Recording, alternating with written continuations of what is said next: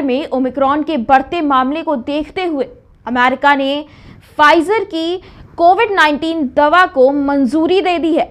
यह दवा गंभीर बीमारी की स्थिति में 12 साल के बच्चों और बड़ों को दी जा सकती है। इसे पैक्सलोविड नाम दिया गया है।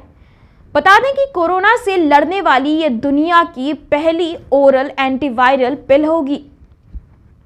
पैक्सलोविड को मंजूरी देने के एक दिन बाद ही अमेरिका ने एक और कोरोना पिल मोलनुपिराविर को भी मंजूरी दे दी है।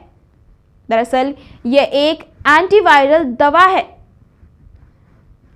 इस एंटीवायरल दवा को HIV मेडिसिन रिटोनाविर के लो डोज के साथ मिक्स कर दिया जाता है, यानी कोविड-19 की एक नई दवा को पहले से मौजूद रिटोनाविर के साथ दिया जाएगा। दवाओं के कॉम्बिनेशन के इस कोर्स को पैक्सलोविड नाम दिया गया है। ट्रायल में यह दवा कोरोना के खिलाफ बेहद कारगर रही है। कंपनी ने इसकी इफेक्टिवनेस जानने के लिए 2250 लोगों पर ट्रायल किए थे। लक्षण नजर आने के 3 दिन बाद यह दवा हल्के लक्षणों से पीड़ित मरीजों को हॉस्पिटलाइजेशन और मौत से रोकने में 79% कारगर रही है। लक्षण नजर आने के 5 दिन बाद लेने पर हॉस्पिटलाइजेशन और मौत रोकने में 88% कारगर है। फाइजर ने जब दवा के ट्रायल किए थे तब ओमिक्रॉन वेरिएंट नहीं आया था। ओमिक्रॉन वेरिएंट के आने के बाद कंपनी ने दोबारा टेस्ट किए। कंपनी ने इसके लिए लैब में एक ऐसे प्रोटीन को विकसित किया था जिसका इस्तेमाल ओमिक्रॉन रिप्रोडक्शन के लिए करता है।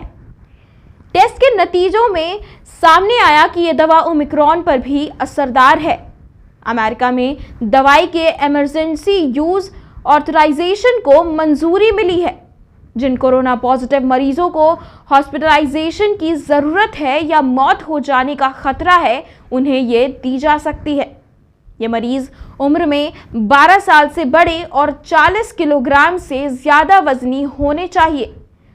दवाई लेने के लिए डॉक्टर का प्रेस्क्रिप्शन भी ज़रूरी है। पैक्सलोविड का जेनेरिक वर्जन बनाने के लिए कई इंडियन ड्रग मैन्युफैक्चरर तैयारी कर रहे हैं। 16 नवंबर को फाइजर ने यूनाइटेड नेशंस के मेडिसिन पेटेंट पूल के साथ डील की थी। डील के तहत दुनिया भर के जेनेरिक मेडिसिन मैन्युफैक्चरर को पैक्सलोविड के प्रोडक्शन और डिस्ट्रीब्यूशन के लिए लाइसेंस दिए जाएंगे। फाइजर का लक्ष्य है कि उनकी ये दवा 95 देशों में 53% आबादी तक पहुंच जाए। इन 95 देशों में लो और मिडिल इनकम देश शामिल हैं, जिसमें भारत का भी नाम है। डील के तहत लो इनकम देशों से फाइजर इस दवा की रॉयल्टी भी नहीं लेगा। भारतीय ड्रग मैन्युफैक्चरर को भी इसी तरह की डील साइन करनी होगी। यानी उम्मीद है कि जल्द ही इस दवा का जेनेरिक वर्जन बनाने के लिए किसी भारतीय ड्रग मैन्युफैक्चरर के साथ डील की जा सकती है। अगर ऐसा होता है तो भारत में भी जल्द ही दवा के इस्तेमाल का रास्ता खुलेगा। अभी जो नियम कायदे हैं उनके हिसाब से तो भारत में भी दवा के क्लिनिकल ट्रायल करने होंगे। कंपनी का कहना है कि वो फिलहाल 8 करोड़ डोसेज का प्रोडक्शन कर रही है, जिसे 2022 तक बढ़ाकर 12 करोड़ करने की तैयारी है। करीब 1 करोड़ डोसेज के लिए अमेरिकी सरकार ने फाइजर से एग्रीमेंट भी किया है। इन 1 करोड़ में से 65,000 डोसेज दिसंबर अंत तक सप्लाई कर दिए जाएंगे। अमेरिका के कई राज्यों में कंपनी ने दवा की सप्लाई शुरू भी कर दी है। कैलिफोर्निया, फ्लोरिडा, न्यूयॉर्क और टेक्सास में 3,000 से ज़्यादा डोसेज सप्लाई भी किया जा चुका है। अमेरिका ने पैक्सलोविड के बाद मर्क कंपनी की मोलनुपिराविर को भी मंजूरी दे दी है।